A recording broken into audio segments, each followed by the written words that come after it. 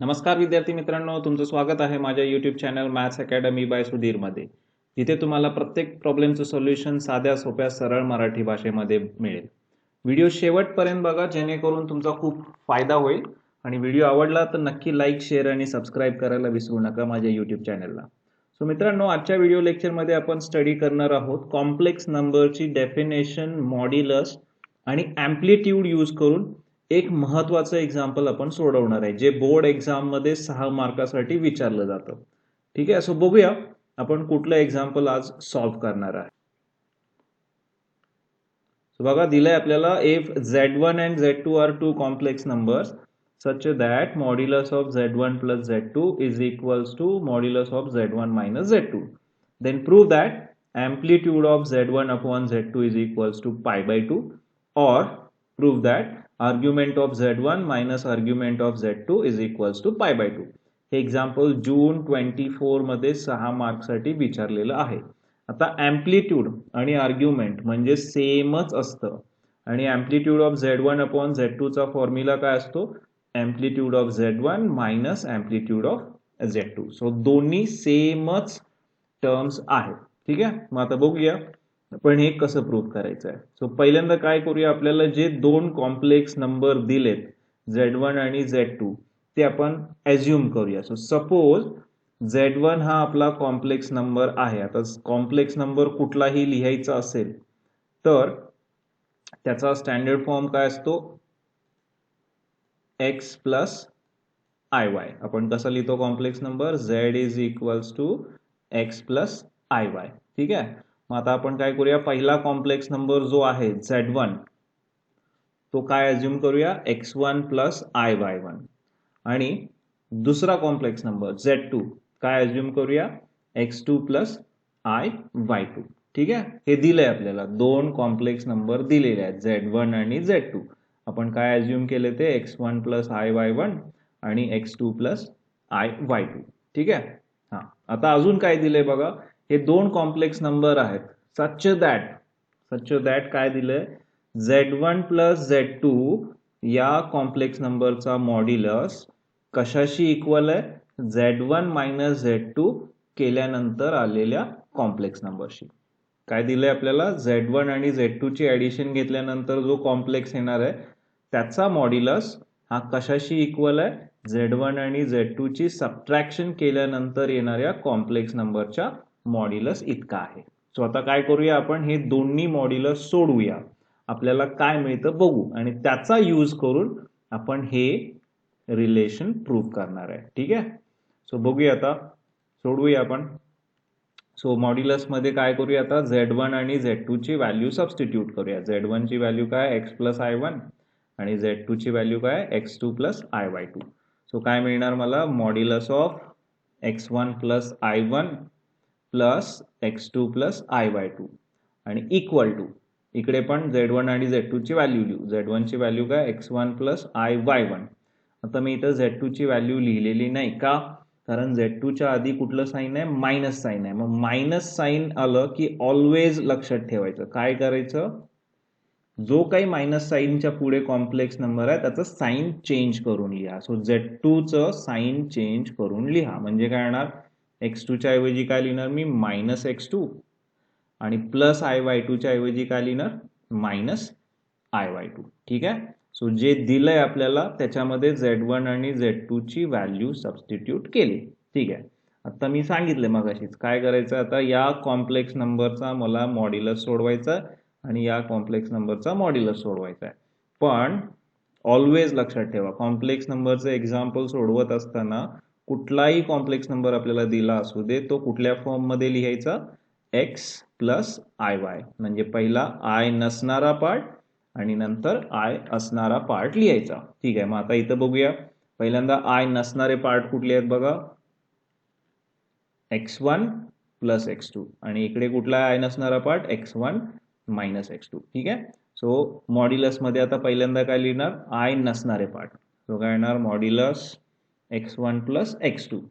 हा, आता काय करायचं? आय असणारे पार्ट लिहायचे. कुठले आहेत आय असणारे part? I Y one sorry plus I Y two, आणि या दोन्हीतून काय कॉमन निघतोय? Plus I. ठीक आहे, आय असणारे पार्ट आता लिहायचे आहेत आणि त्यातनं आय कॉमन घ्यायचा, प्लस आय कॉमन घेतला म्हणजे काय राहणार, इथं y1 आणि इथं काय राहणार प्लस y2. ठीक आहे, आय ब्रॅकेटमध्ये y1 plus y2 equal to. Same right hand साईडला पण तसंच करायचं. परत काय करायचं, दिलेला कॉम्प्लेक्स नंबर स्टँडर्ड फॉर्म मध्ये लिहायचा. म्हणजे पहिल्यांदा आय नसणाऱ्या टर्म लिहायच्या. मॉड्युलस मध्ये काय येणार, आय नसणाऱ्या टर्म कुठल्या आहेत, x1 मायनस x2. नंतर काय करायच्या, आय असणाऱ्या टर्म कुठल्या आहेत, प्लस i1 आणि मायनस y2. मग त्यातनं काय कॉमन घेणार मी, प्लस आय कॉमन घेणार. ठीक आहे, आणि राहिलेली टर्म ब्रॅकेटमध्ये लिहा. मग आय कॉमन घेतल्यावरती काय राहतं y1 आणि इथं काय राहतं मायनस y2. ठीक आहे, सो दोन्ही complex number z1 plus z2 आणि z1 मायनस z2 आपण स्टँडर्ड फॉर्म मध्ये लिहिले. आय नसणाऱ्या टर्म पहिल्यांदा, नंतर आय असणाऱ्या टर्म, त्याच्यामध्ये आय कॉमन घेऊन लिहा. ठीक आहे, आता हे काय आहे, हे सोडवायचं आपल्याला. काय सोडवायचं आहे, आता हा मॉड्युलस लेफ्ट आणि राईटचा सोडवायचा आहे. मग आपल्याला डेफिनेशन माहिती आहे, modulus of complex number x plus IY म्हणजे काय असतं, स्क्वेअर रूट. कोणाचं स्क्वेअर रूट, रिअल पार्टचा स्क्वेअर रूट प्लस इमॅजिनरी पार्टचा स्क्वेअर रूट. एक्सचा स्क्वेअर प्लस वायचा स्क्वेअर. एक्स म्हणजे काय, रिअल पार्ट, आणि वाय म्हणजे काय, इमॅजिनरी पार्ट, आय सोबत असणारा. ठीक आहे, सो मग हा फॉर्म्युला आता दोन्ही साईडला अप्लाय करूया. मग पहिल्यांदा आता आपल्याला मॉड्युलस सोडवायचं x1 plus x2 plus I y1 plus y2 या कॉम्प्लेक्स नंबरचा. सो काय येणार, स्क्वेअर रूट.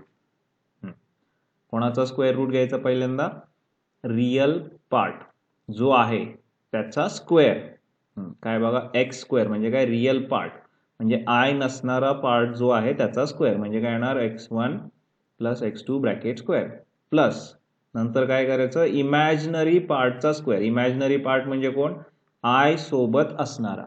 मग आय सोबत कोण आहे, y1 प्लस y2 त्याचा स्क्वेअर. ठीक आहे, लक्षात आलंय मॉड्युलस कसा लिहायचा, रिअल पार्टचा स्क्वेअर प्लस इमॅजिनरी पार्टचा स्क्वेअर. रिअल पार्ट म्हणजे आय नसणारा पार्ट त्याचा स्क्वेअर प्लस इमॅजिनरी पार्ट म्हणजे काय, आय सोबत असणारा, सो y1 प्लस y2 चा स्क्वेअर इक्वल टू. सिमिलरली आता राईट हँड साईडचा पण मॉड्युलस सोडवूया. मॉड्युलस म्हणजे काय, स्क्वेअर रूट. कोणाचं स्क्वेअर रूट, परत तेच आय नसणाऱ्या पार्टचा स्क्वेअर. पहिल्यांदा आय नसणारा पार्ट कुठला आहे, x1 मायनस x2 त्याचा स्क्वेअर प्लस नंतर काय करायचं, आय सोबत जो आहे त्याचा स्क्वेअर. आय सोबत जो आहे त्याला आपण इमॅजिनरी पार्ट म्हणतो. कोण आहे आय सोबत, y1 मायनस y2 त्याचा स्क्वेअर. ठीक आहे, सो बघा डेफिनेशन यूज केली मॉड्युलसची. ठीक आहे, आता काय करायचं, हे इक्वेशन मला सोडवायचं आहे. जेवढं सिम्प्लिफाय करता येईल तेवढं सिम्प्लिफाय करायचं.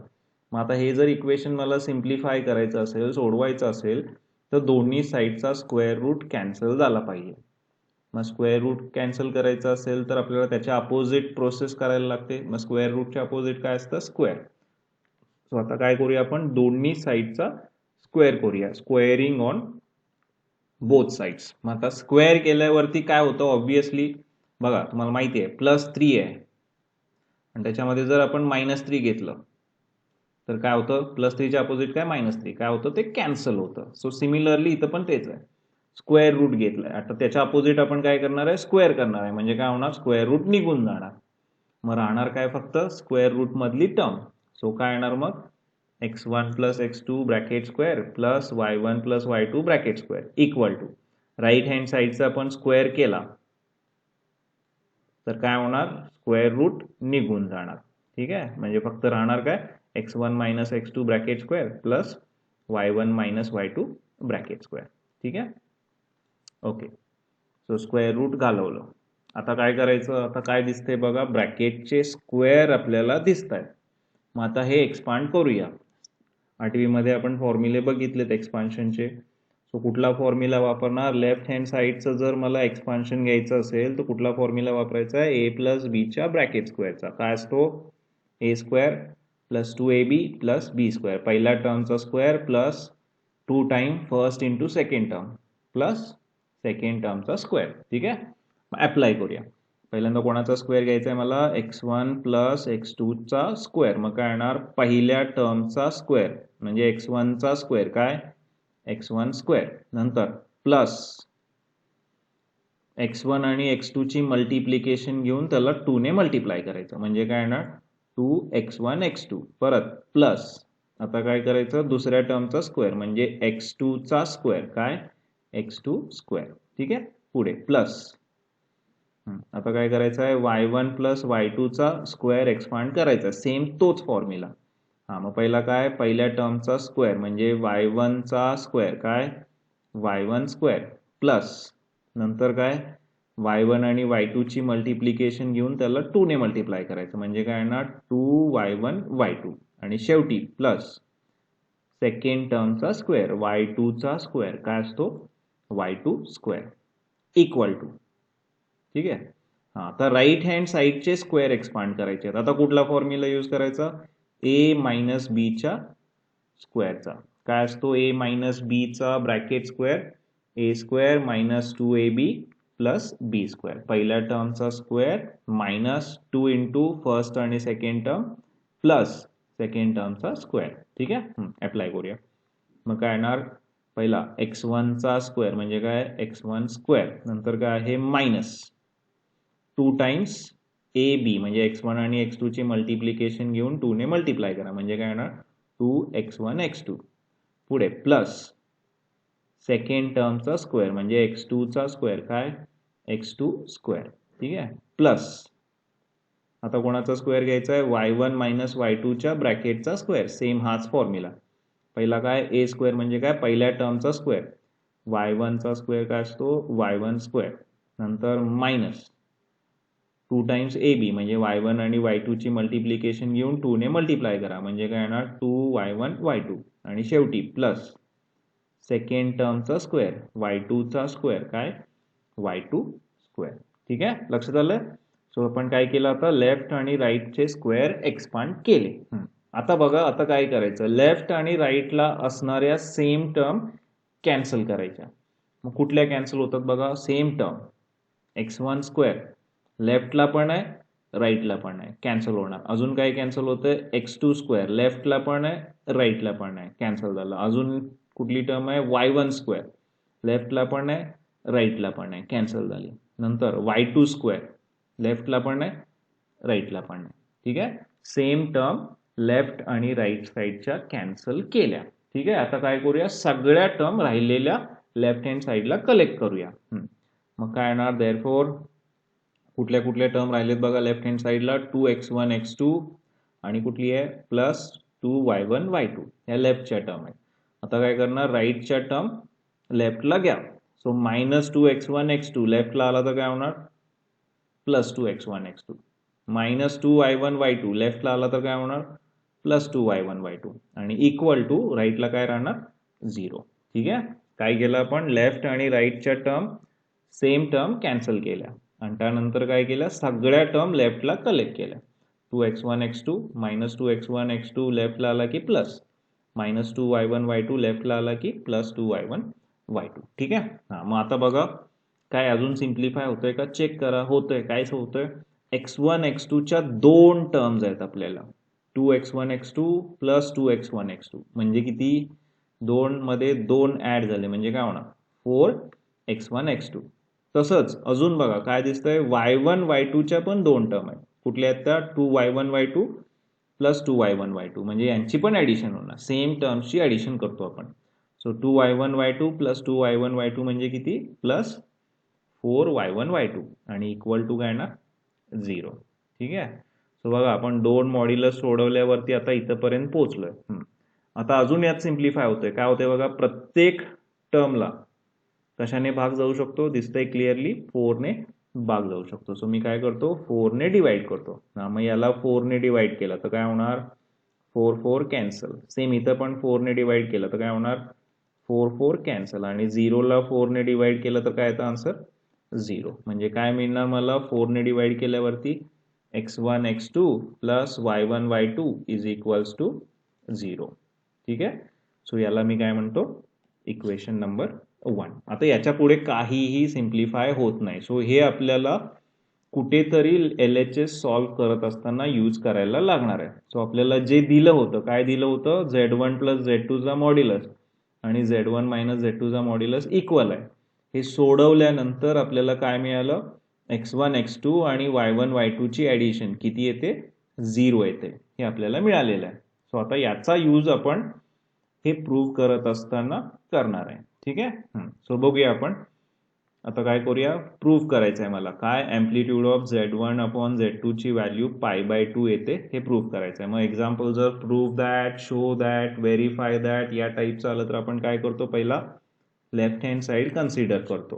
काय left hand side, amplitude of Z1 upon Z2 ही जरी आली तरी याचा अर्थ तोच आहे. याच्या पुढच्या स्टेपला काय आपण करणार आहे, फॉर्म्युला वापरणार आहे. Amplitude of Z1 upon Z2 म्हणजे काय असतं, फॉर्म्युला माहिती आपल्याला, ही प्रॉपर्टी आहे, अँप्लिट्यूड ऑफ Z1 मायनस काय असतं, अँप्लिट्यूड ऑफ Z2. अँप्लिट्यूड आणि आर्ग्युमेंट सेमच. सो इथं काय दिलंय आपल्याला, argument Z1 minus argument Z2. याचा आन्सर काय आला पाहिजे, π/2. ओके. सो हे लक्षात ठेवा, amplitude of Z1 upon Z2 चा फॉर्म्युला काय, amplitude of Z1 minus amplitude of Z2. ठीक आहे. आता हे सोडवायचं आहे. इथं आपण मॉड्युलसची डेफिनेशन यूज केली. आता इथं कुठली डेफिनेशन यूज करायची आहे, अँप्लिट्यूडची. काय असते अँप्लिट्यूडची डेफिनेशन आपल्याला माहिती आहे. ओके. पण त्याच्या आधी आपण काय करूया, Z1 आणि Z2 जे कॉम्प्लेक्स नंबर आपण ॲज्युम केले त्यांच्या व्हॅल्यू सबस्टिट्यूट करूया. काय, Z1 ची व्हॅल्यू x1 प्लस iy1 आणि Z2 ची व्हॅल्यू काय, x2 plus iy2. So LHS is equals to काय येणार, अँप्लिट्यूड Z1 ची value x1 plus iy1 minus amplitude of Z2 ची व्हॅल्यू x2 प्लस iy2. हे ऑलवेज लक्षात ठेवा, कॉम्प्लेक्स नंबर हा स्टँडर्ड फॉर्म मध्येच असायला पाहिजे, तरच आपण डेफिनेशन्स यूज करू शकतो. मॉड्युलसची असू दे किंवा अँप्लिट्यूडची असू दे. ओके. सो आता अँप्लिट्यूडची आपण डेफिनेशन वापरूया. काय असते अँप्लिट्यूडची डेफिनेशन, अँप्लिट्यूड आर्ग्युमेंट हे सेमच आहे, लक्षात ठेवा. Okay. So amplitude of x plus iy किंवा argument of x plus iy काय असते डेफिनेशन, टॅन इनवर्स. अँप्लिट्यूड म्हणजे काय असतं, अँगल असतो. आर्ग्युमेंट म्हणजे काय, टॅन इनवर्स. कोणाचा टॅन इनवर्स घ्यायचा आहे, इमॅजिनरी पार्ट म्हणजे आय सोबत असणारा, डिवायडेड बाय रिअल पार्ट म्हणजे आय नसणारा. ठीक आहे. सो फॉर्म्युला यूज करूया आपण हा अँप्लिट्यूडचा. So LHS is equals to, मग पहिला आता हा अँप्लिट्यूड सोडवतो मी. काय फॉर्म्युला, टॅन इनवर्स कोणाचा, इमॅजिनरी पार्ट कोण आहे, आय सोबत असणारा y1. ओके, y1 आणि डिवायडेड बाय रिअल पार्ट म्हणजे आय नसणारा part. So tan inverse y1 by x1. नंतर मायनस, आता हा अँप्लिट्यूड सोडवायचा आहे. सो काय फॉर्म्युला, टॅन इनवर्स पहिला काय, इमॅजिनरी पार्ट म्हणजे आय सोबत असणारा y2 अपॉन रिअल पार्ट म्हणजे आय नसणारा पार्ट म्हणजे x2. So amplitude of x2 plus iy2 काय येणार, tan inverse y2 upon x2. ठीक आहे. सोडवलं, अँप्लिट्यूडची डेफिनेशन यूज केली. अजून हे सिम्प्लिफाय करायचं, जोपर्यंत आन्सर π/2 येत नाही तोपर्यंत मी हे सिम्प्लिफाय करणार आहे. आता काय करायचं, आता आपल्या कॉम्प्लेक्स नंबरमध्ये असा काही फॉर्म्युला नाही आहे, पण आपण ट्रिग्नोमेट्रीमध्ये एक फॉर्म्युला स्टडी केलेला आहे 12वी मध्ये. तो कुठला यूज केलाय, 2 टॅन इनवर्सची सबट्रॅक्शन किंवा ॲडिशनचा फॉर्म्युला. काय असतो, आता इथं सबट्रॅक्शन आहे. सो 2 टॅन इनवर्सच्या सबट्रॅक्शनचा फॉर्म्युला काय असतो बघा, tan inverse x minus tan inverse y. हे ऑलवेज लक्षात ठेवा, 2 टॅन इनवर्सची सबट्रॅक्शन हे परत काय येतं, टॅन इनवर्सच येतं. पण टॅन इनवर्स मध्ये काय लिहिणार, x मायनस y. सबट्रॅक्शन असेल तर सबट्रॅक्शनच लिहायची x आणि y ची, डिवायडेड बाय काय लिहायचं, 1 प्लस त्या x आणि y ची मल्टिप्लिकेशन. ठीक आहे. आता समजा ऍडिशन आली तर ऍडिशनचा फॉर्म्युला पण माहिती पाहिजे, म्हणजे tan inverse x plus tan inverse y आलं. 2 टॅन इनवर्सची ऍडिशन सुद्धा परत टॅन इनवर्सच येते. पण आता इथं काय असणार, x प्लस y आणि डिवायडेड बाय काय येणार, 1 मायनस xy. ठीक आहे. हा पण फॉर्म्युला लक्षात ठेवा. ठीक आहे. आपण हा 12वी मध्ये स्टडी केला. सो अप्लाय करूया आता. टॅन इनवर्स ची सबट्रॅक्शन आहे. So LHS is equals to 2 tan inverse ची सबट्रॅक्शन परत काय असते, टॅन इनवर्स असते. हा पण काय टॅन इनवर्स मध्ये पहिला नंबर वजा दुसरा नंबर. आता मग इथं x, पहिला नंबर कुठला आहे y1 अपॉन x1 मायनस नंतर दुसरा नंबर y, काय आहे y, y2 upon x2 divided by 1 plus काय करायचं आहे त्या x आणि y ची मल्टिप्लिकेशन. ठीक आहे, म्हणजे काय येणार y1 अपॉन x1 इंटू काय येणार y2 अपॉन x2. ठीक आहे, लक्षात आलं. Tan inverse x minus y चा फॉर्म्युला काय, टॅन इनवर्स x म्हणजे y1 upon x1 minus y म्हणजे y2 upon x2 divided by 1 plus या दोघांची मल्टिप्लिकेशन x y म्हणजे y1 upon x1 into y2 upon x2. ठीक आहे, सो हा फॉर्म्युला लक्षात ठेवा, महत्वाचा आहे. ठीक आहे, आता काय करणार, LHS is equals to tan inverse. आता बघा न्यूमरेटरला 2 फ्रॅक्शनची सबट्रॅक्शन आहे, डिनॉमिनेटरला पण 2 फ्रॅक्शनची ऍडिशन आहे. आणि आपल्याला माहिती आहे 2 फ्रॅक्शनची ऍडिशन किंवा सबट्रॅक्शन आपण कशी सोडवतो, क्रॉस मल्टिप्लिकेशन घेऊन. ठीक आहे, मग आता घेऊया क्रॉस मल्टिप्लिकेशन. पहिला न्यूमरेटरचे सबट्रॅक्शन सोडवूया. कशी सोडवतो, y1 कोणाला मल्टिप्लाय करणार, x2 ला. सो y1 इंटू x2 म्हणजे काय x2 y1, लिहिताना आपण x व्हेरिएबल पहिल्यांदा लिहितो. देन मायनस आता काय करणार दुसरी क्रॉस मल्टिप्लिकेशन म्हणजे y2 कोणाला मल्टिप्लाय करणार x1 ला. सो y2 इंटू x1 म्हणजे काय x1 y2 and then divided by काय करणार x1 आणि x2 ची मल्टिप्लिकेशन काय असते x1 x2. ठीक आहे, क्रॉस मल्टिप्लिकेशन फ्रॅक्शनची कशी करतो, ओके इकडचा नंबर इकडे मल्टिप्लाय करतो, देन राईटचा नंबर इकडे मल्टिप्लाय करतो आणि शेवटी डिनॉमिनेटरला मल्टिप्लाय करायला विसरायचं नाही. ठीक आहे, सिमिलरली आता काय करूया, डिनॉमिनेटरचा ऍडिशन सोडवूया. 2 फ्रॅक्शनची ऍडिशन आहे, परत क्रॉस मल्टिप्लिकेशन म्हणजे काय करणार 1 कोणाला मल्टिप्लाय करणार x1 x2 ला. मग 1 x1 x2 ला मल्टिप्लाय केलं तर काय येणार तेच आहे ना x1 x2, नंतर मध्ये काय प्लस. आता काय मल्टिप्लाय करायचं y1 y2 कोणाला, या 1 च्या डिनॉमिनेटरला. 1 चा डिनॉमिनेटर काय 1 आहे.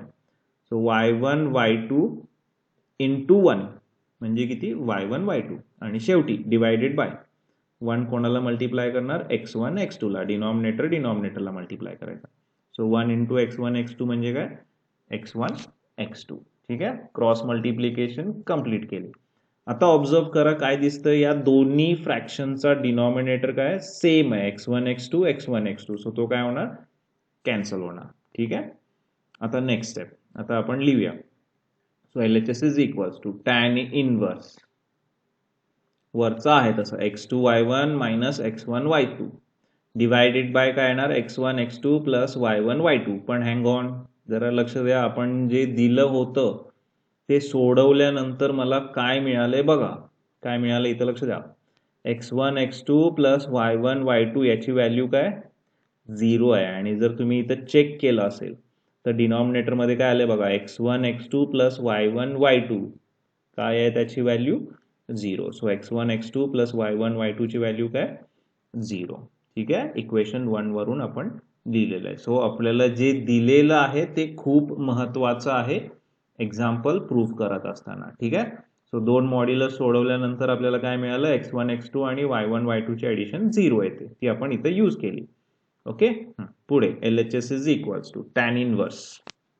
आता मला माहिती आहे कुठल्याही नंबरला जर 0 ने डिवाइड केलं असेल तर त्याचं आन्सर ऑलवेज काय तर इन्फिनिटी येतं. डिनॉमिनेटर मध्ये 0 आलं की लक्षात ठेवायचं आन्सर काय असणार आहे इन्फिनिटी असतं. ठीक आहे, सो आता पुढे LHS इज इक्वल्स टू, याचं पण आन्सर आपल्याला माहिती आहे 10वी मध्ये बघितलंय. टॅनचा असा कुठला अँगल आहे ज्याला आन्सर इन्फिनिटी येतं, म्हणजे काय असतं टॅन इनवर्स इन्फिनिटी. सो असा कुठला अँगल आहे टॅनचा ज्याला आन्सर इन्फिनिटी येतं π/2.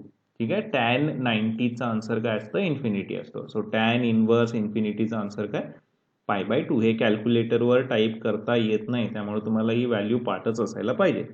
टॅन इनवर्स इन्फिनिटीचा आन्सर काय असतं π/2 असतं. आणि जरा बघा आपल्याला काय प्रूव्ह करायचं आहे, amplitude of Z1 upon Z2 चा आन्सर काय यायला पाहिजे π/2 आणि तेच आपल्याला मिळालंय. So it is equals to RHS and hence the proof. ठीक आहे, सो आय होप विद्यार्थी मित्रांनो तुम्हाला लक्षात आलं असेल की मॉड्युलस, एम्प्लिट्यूड आणि कॉम्प्लेक्स नंबरची डेफिनेशन यूज करून एक्झाम्पल कसं सोडवायचं.